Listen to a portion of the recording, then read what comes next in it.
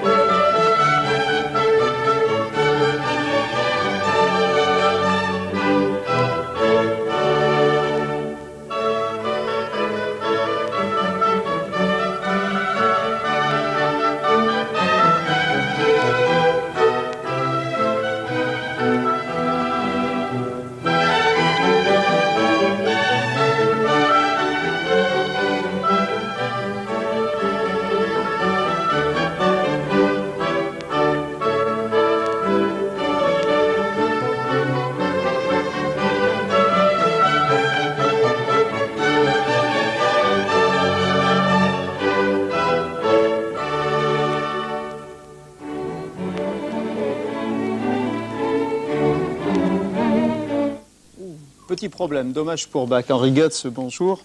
J'aimerais savoir si vous avez déjà eu l'occasion d'avoir vos œuvres, vos toiles, exposées dans un cadre aussi somptueux que celui de l'Opéra de Nice. Ben, je n'ai sûrement jamais exposé dans un opéra, il faut commencer. Il faudrait que je pense à toutes mes expositions, ça fait la 166e, mais j'ai eu quelques expositions dans des cadres plus ou moins somptueux, oui, sans doute. Enfin, je suis très content de celle-ci. Vous pensez que votre peinture se marie bien avec les œuvres lyriques? Je pense que vous aimez Bach, c'est pour ça que nous avions choisi de mettre Bach sous vos œuvres. Je me trompe? En effet, oui, je suis très sensible. Mais je viens de voir l'exposition parce que je ne l'avais pas vue avant. Elle a été organisée par la galerie qui me présente à Nice, la galerie Paul Hervieux, dirigée par Paul Hervieux et Monique Hervieux. Mais en effet, ça me fait bien plaisir de montrer mes choses à Nice parce que j'ai toujours été très attaché à cette ville.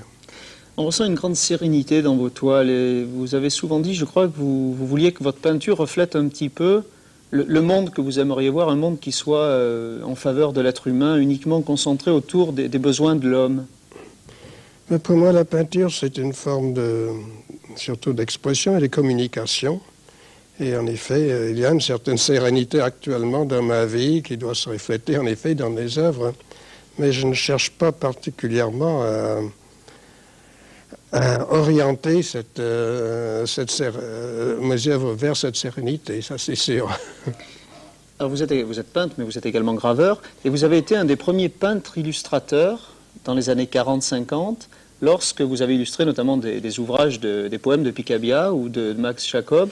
Et à cette époque, vous aviez en quelque sorte commencé à faire quelque chose qui était révolutionnaire dans ces années-là, à savoir que vos illustrations pénétraient le texte. Il y avait une espèce de synergie entre le texte et la gravure. En réalité, ce livre avec Picabia, c'est plutôt ces poèmes qui avaient illustré mes lithographies, mais je les avais faites sous l'occupation.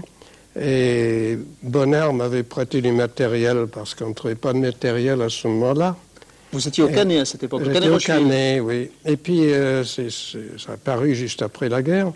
Il y avait un jeune cinéaste qui n'était pas encore cinéaste, il faisait son service militaire, qui a voulu faire un livre sur ses lithos et qui s'appelle Alain Resnais. Enfin, il a fait du chemin depuis. C'était le premier film d'Alain Resnais? C'était son tout premier, oui. Mais c'est assez curieux de mettre ensemble trois personnages aussi distants que Resnais d'une part, Picabia d'autre part, et Bonnard, qui est très très loin de tous ces deux-là. Enfin, Je pense que ce qui est amusant dans tous les arts, c'est de ce pouvoir de mettre ensemble les choses qui normalement ne devraient pas y être. Henri Goetz, dans les années 70, vous avez fait partie, si je ne me trompe pas, de la fameuse commission du 1%. Oui, c'est la commission du 1% qui attribue, j'explique pour les téléspectateurs, qui attribue donc sur les ouvrages publics 1% du budget qui est réservé donc à la création. Qu'est-ce que vous en avez retiré de cette expérience? Parce que le 1% est souvent critiqué. J'ai beaucoup appris surtout parce que je ne connais vraiment pas la décoration. Je ne la connais toujours pas très bien. Mais j'ai fait de mon mieux pour être utile et en même temps pour apprendre un domaine que je ne connaissais pas du tout. Mais c'est une loi qui date depuis très longtemps, cette loi du 1%, mais qui n'était appliquée qu'à ce moment-là. Et en effet, nous avons surtout décoré des établissements scolaires.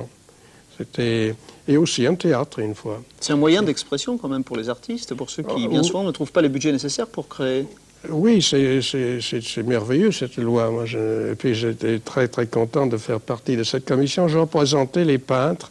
Il y avait une vingtaine de personnes sur la commission, mais seulement 8 qui avaient droit au vote. Et il y avait un sculpteur, un critique d'art et ainsi de suite, un architecte, bien entendu. Enfin, c'était une expérience qui m'a beaucoup enrichi. Henri Goetz, j'aimerais savoir ce que vous pensez de Hans Hartung.